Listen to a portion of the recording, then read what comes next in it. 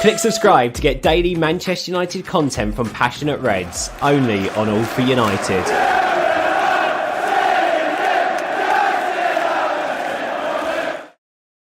Back to All for United. Hey, it's Ben here with another transfer special, but this one's slightly different today. We're not doing a transfer roundup. Instead, we're focusing solely on the dealings between Manchester United and Barcelona, and the player in question is Frenkie de Jong. Now, I know the question you're asking out there, and you want me to put to Alvaro.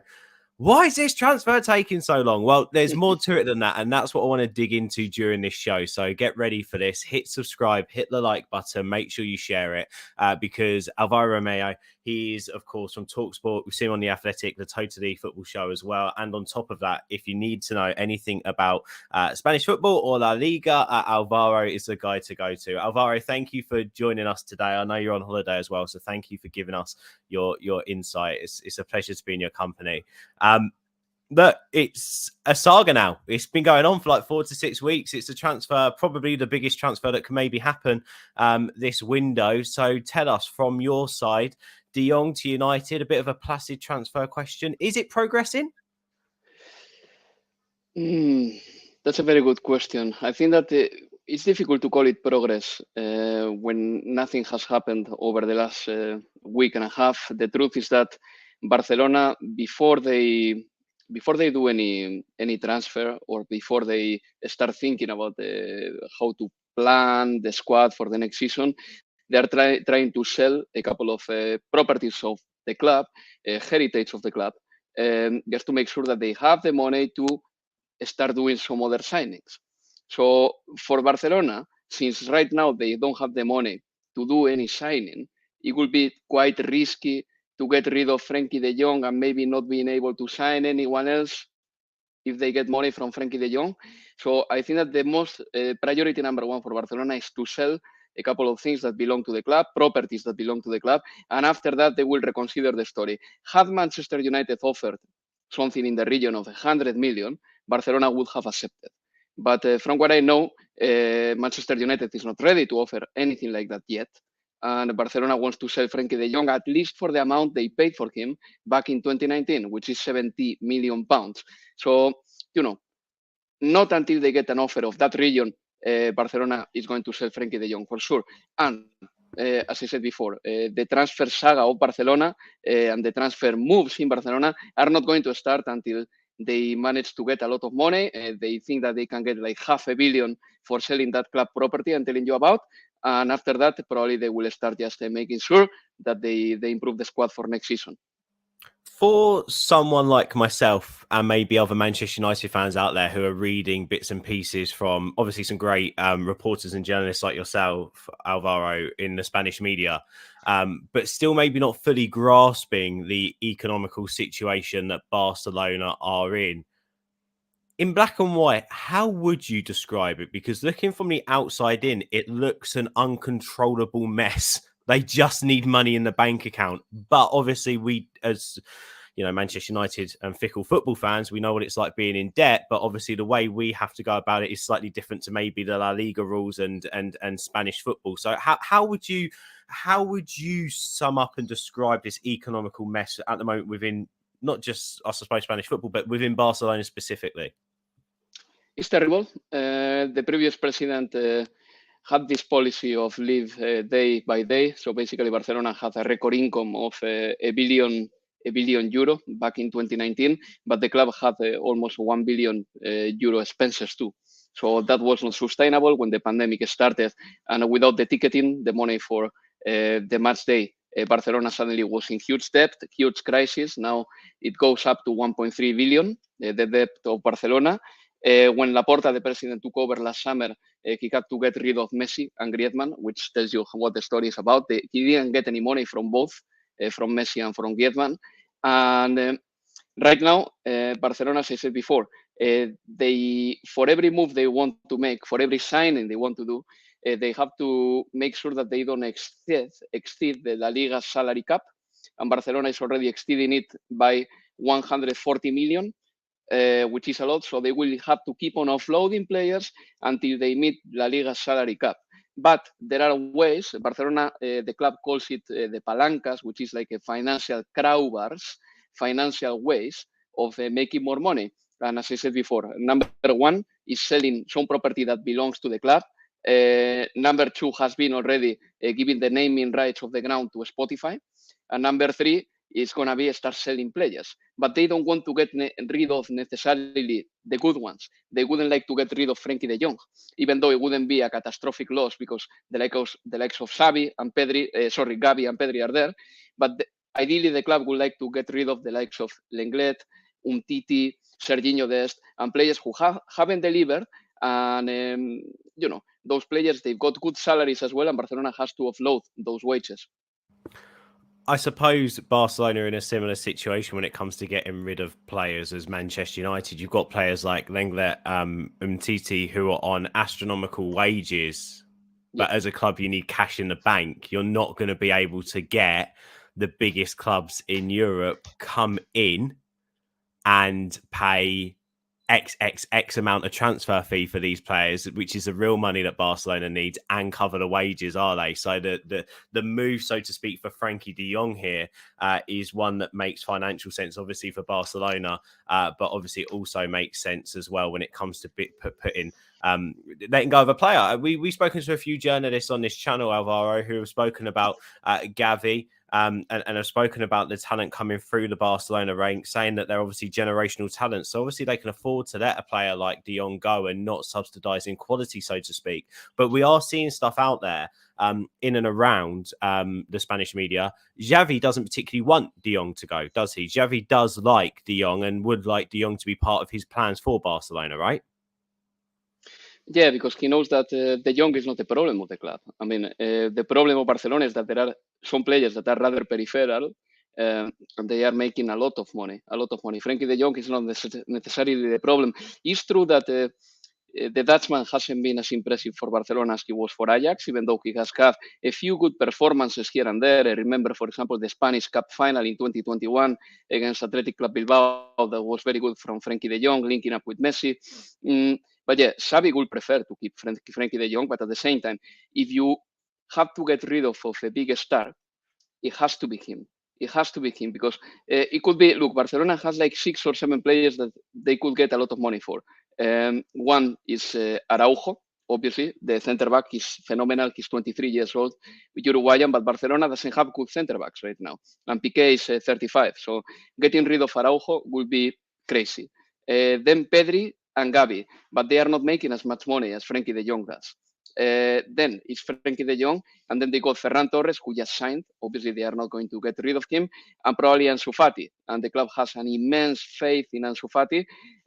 So basically, Barcelona has plenty of midfielders now: Busquets, De Jong, Gavi, Nico, Pedri, and they signed another very promising talent from Racing de Santander,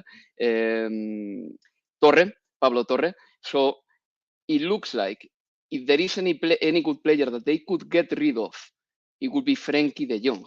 As crazy as it sounds, because he's a very good player. Xavi wants him in the team, but Barcelona has enough talent in midfield to navigate the absence or the loss of Frenkie de Jong. But the player wants to stay in Barcelona, or at least that is what he has said. Because speaking with the Dutch national team 2 weeks ago, that he said that Barcelona is the best club in the world, which is not true anyway, but he was being very complimentary with the club he belongs to. And I genuinely believe that Frenkie de Jong thinks that he can still give a lot of football to Barcelona, that his adventure in Barcelona is not over. So unless Ten Hag talks to him, convinces him, tells him about the great project they have in hand, and Manchester United offers a lot of money for De Jong, which has to be, when I'm talking about a lot of money, it has to be something over 65, 70 million pounds, because otherwise Barcelona is not going to accept it. Well, probably Frenkie de Jong is not going anywhere. And then the fact that Manchester United is not playing in the Champions League for sure plays a part as well. Barcelona next season, they're going to be in the Champions League. Manchester United next season are going to be, and correct me if I am wrong, in, is it the Conference League? No, Europa League next year. The Europa League, yeah, but no Champions League at the end of the day. Almost, Alvaro, trust me, we were sitting on needles at the end of last season waiting to finish in the Conference League place. Don't, honestly, please don't remind me of that nightmare thought that went through my head a few times last year. I think it's interesting on that, by the way, as well, because when it comes from the player point of view and the player perspective, you've got to feel for Frankie de Jong a little bit. And I think he said it in his interview when he was on with the Dutch national team. And he said, I went to Barcelona. I've only been here a couple of years, but as a boy, I grew up and I was dreaming of playing for Barcelona. And he is living that dream at the moment because one of the midfielders that he grew up watching was Xavi. And Xavi's his manager now. And it's of no fault of the player himself that dream of playing for a club that he loved as a boy may be coming to the end because of the mismanagement of the club and the economical situation. But I just wanted to hit on that, Alvaro. Obviously, you mentioned it earlier on, just because I really want to get a sense here of where Barcelona are at. Players coming in, they can't really invest and bring any players into the squad. Now, we do know that there's potentially 3 transfers there that Barcelona are nailed on for if they can get the finance to do them. And they're 3 transfers, Christensen, Kessie, and Lewandowski. So how much of a part do those 3 transfers play in de Jong leaving as well? Those are different positions. That's for sure. I think that, not necessarily. I think that Lewandowski, Kessie, and Christensen are problems that Barcelona have right now because they have an agreement with the players, but then they have to register those players, and it's not going to be easy unless they start offloading players and making some money aside. So I wouldn't relate necessarily the Lewandowski, Christensen, and Kessie thing to Frankie de Jong. There are different positions, different players as well. I think that the Frankie de Jong thing is going to be very simple. If there is a very good offer for him, Barcelona will accept it. If there is not a good offer for him, Barcelona is not going to accept it. But it is unlikely that Barcelona is going to let Frankie de Jong leave for peanuts. So can Barca still bring in players even without selling de Jong? Because I think that's one of the things that's been going around online. Something to do with the 30th of June deadline that you can, if they were to get the money for de Jong before the 30th of June, they would only be able to put X amount back into reinvestment of the club. But if they sell after the 30th of June, they can put 100% back into transfers. And is there any? Yes, they can. They can, of course. For that, they have to sell some property that belongs to the club. Right. As I said in my first answer, the club thinks, and last week that was approved by Barcelona season ticket holders. There was an assembly with the president, and the season ticket holders voted or gave the permission to Joan Laporta to sell Barcelona property. The club estimates that they can get $500 million for that property they want to sell. That property is one of the shops that, or the shops, the company that does all the trading of Barcelona merchandising. And yeah, that is something that Barcelona thinks that they can get $500 million for. So if they get the money from that side and not by selling players, then Barcelona will have free cash just to start doing some signings and to, maybe not saying yes to any offer they get for Frankie de Jong. Is there a deadline on any of this stuff? Or is it just an ongoing process that Barcelona have to, and in their best interest, wrap up as soon as possible? There is not a deadline per se. I mean, Barcelona wants to make sure that they get this money before the 30th of June, because that will look very good in the books. And especially, they will probably close the financial season like on a high if they get that $500 million. Sorry, Alvaro, is that when the financial season in Spain ends? Is it June to June? Is it June 30th? Yes, it is. Right. It is. But it wouldn't be catastrophic if Barcelona doesn't do it before that. As long as they get the money this summer and they have the money this summer on time to start signing, that would be good. Right. Okay. Interesting. Very interesting. And quickly, so on the player, Alvaro, before we come on and talk about the fee, the likelihood, and where this goes next. Frankie de Jong, what have you made of him in his time at Barcelona, and what do you make of Frankie de Jong as a player? Sorry, I've got a problem with my battery, Ben. I've got a problem with it. I've got a 1% battery right now, and I don't know what to do because my charger doesn't seem to work. Oh, is it fizzling out? Oh no! Yeah, so we have a bit of an issue here. Well, should I quickly ask you the dying question then? Where do you see this transfer going, and we see if you can fit in your answer on that before you cut out? Yeah, can we switch to my mobile phone? Yeah, feel free. I can pad for a couple of minutes. Do it, please. Feel free to switch around. We're on the same link. There we go. We'll get Alvaro. I'm gonna do it. Thank you, mate. We'll get Alvaro back in. I mean, I don't really know what I'm going to say because ultimately I've not got a live chat because I'm pre-recording this, so this could go out. And then on top of that, there's not really any new news with Frankie de Jong. A couple of things I can say is make sure you hit subscribe, hit like, share this video out. Alvaro Romeo, of course, from TalkSport, but also, as you would have seen in The Athletic, honestly, such a rich knowledge of Spanish football, but also very much has his ear on the ground when it comes to La Liga and the clubs within La Liga and the Spanish national team. A big point for me and what I want to find out next is where he sees this transfer going, what he thinks of Frankie de Jong, that relationship with Ten Hag. Because it'd be interesting to see how much of a factor these things will play, and we'll see what the Spanish press are saying in terms of if this deal can be pushed through. It'd also be interesting to find out from him. Gerard Romeo went very early with this, the Spanish journalist. Is this something that correlates with what he hears, or maybe did Gerard Romeo jump the gun a little bit on United's interests here? So we'll find all that out. Hit like, subscribe, share out the link. Also on top of that, we've got various transfer roundup shows. Go back and listen to my chat with Dharmesh Seth, which is very interesting, from Sky Sports News. He was on the transfer roundup last week. Go and watch that. Graham Bailey was on the transfer roundup this week. So again, you can watch that now back on the channel. And this Sunday at 9, we've got a very special United fan channel panel Q&A where you can just ask your questions and get involved in the live chat. So please take part in that. Hit subscribe and turn your notifications on. Alvaro, we got you. I think we've got you.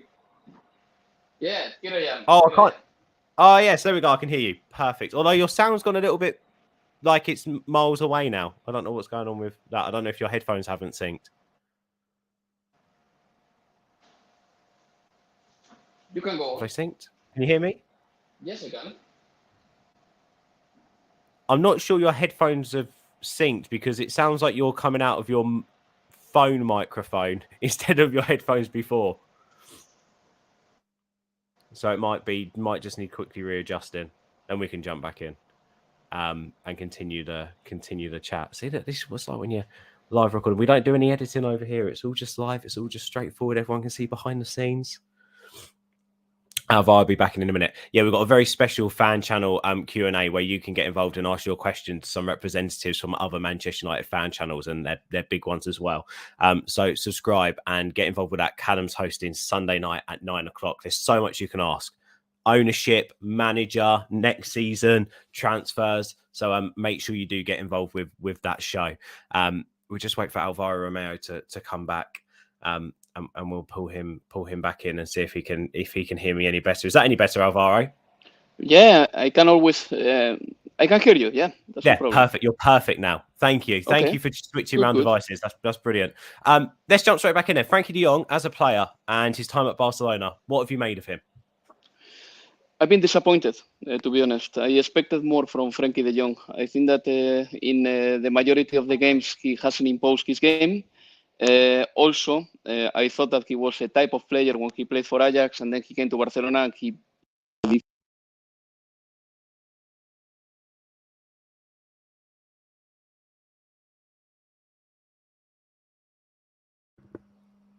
Oh, sorry, Alvaro, you cut out there. Sorry, can you hear me there? You're back. Sorry, you cut out there, Hello? Alvaro. Carry on. You were disappointed. Oh, it's gone again. If we can't make this work, then maybe we'll come back and do it a different time. But let's see. Let's give it one more go, shall we? Oh, if you didn't know, I've mentioned at the start, Alvaro at the moment is holidaying in Greece and has kindly given us a little bit of his time to chat over this and give you the insight into Barcelona's situation and into the de Jong transfer. Sorry, mate, you cut out there. Just randomly disappeared. Yeah, well, I'm having problems with my connection. I was saying that Frankie de Jong has been disappointing for me. I mean, he was never an architect for Barcelona. He was never a player who made Barcelona play better. I think that he is a great ball carrier. I think that his physique is second to none.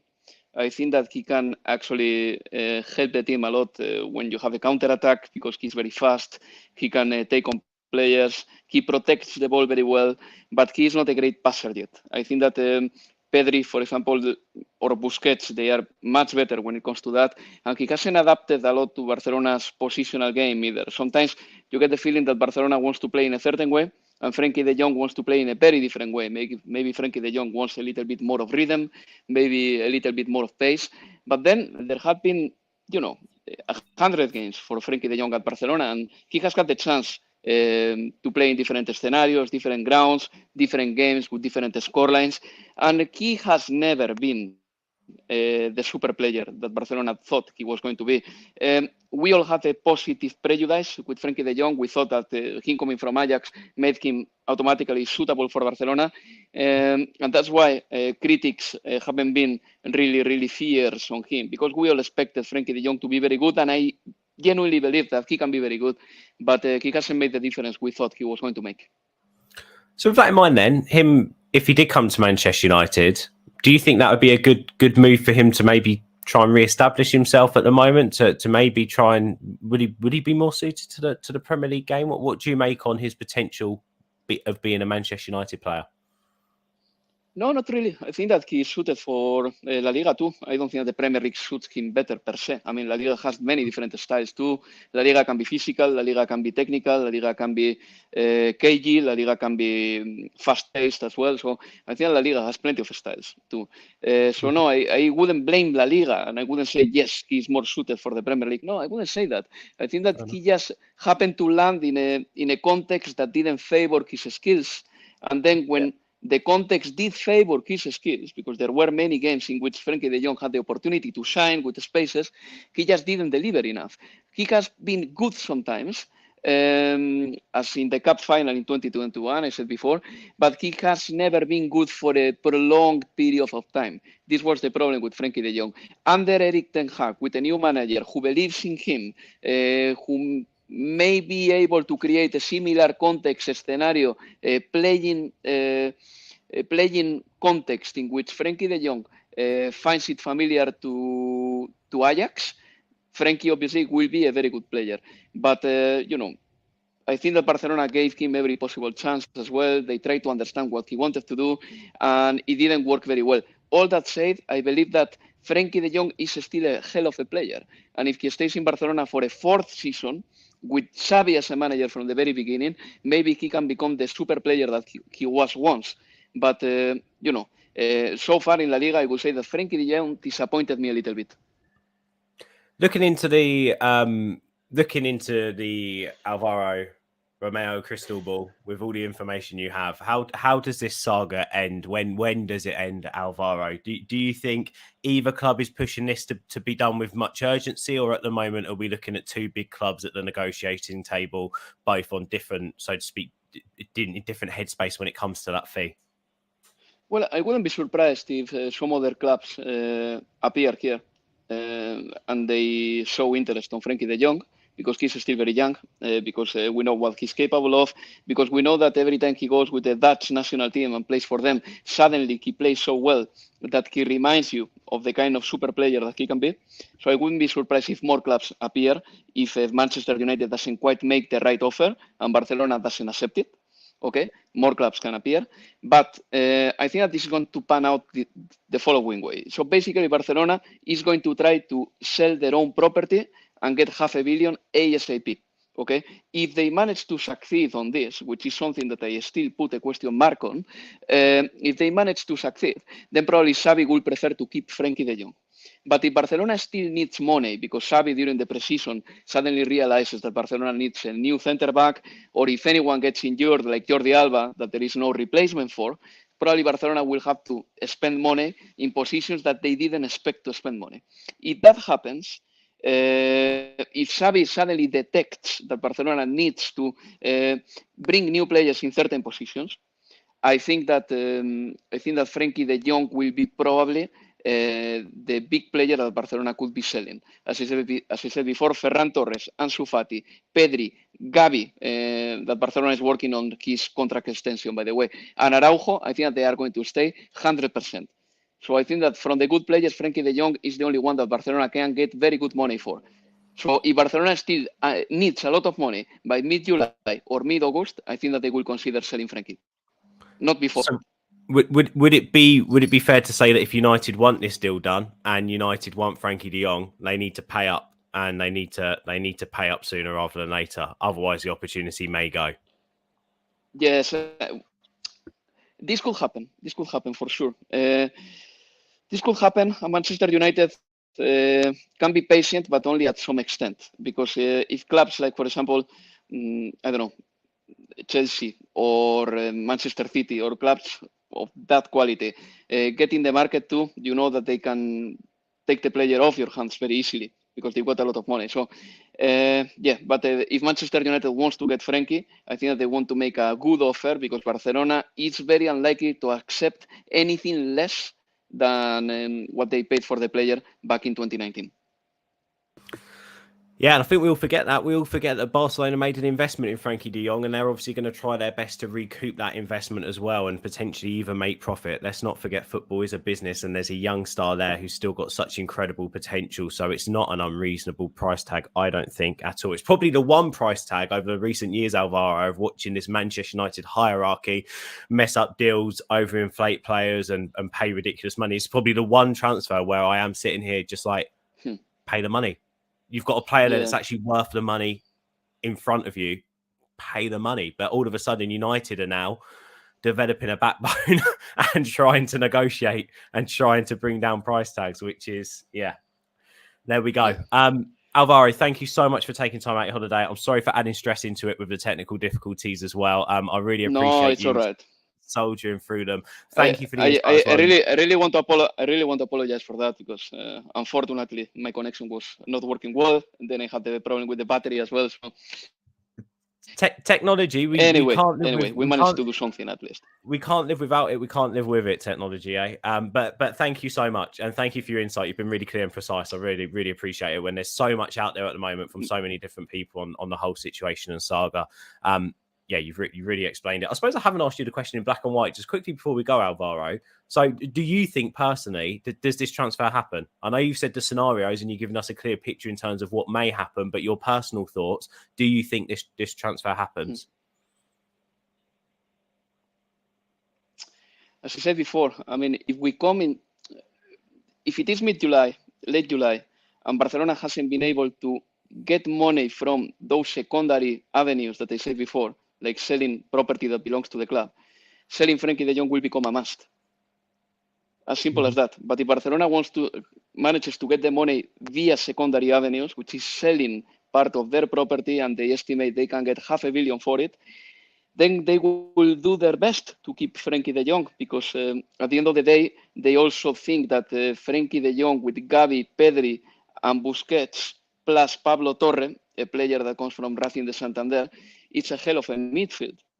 So they would like to keep, if they can, the best players in the world. Xavi is an admirer of midfielders because he was a midfielder himself, and he wants Barcelona to play in a certain way.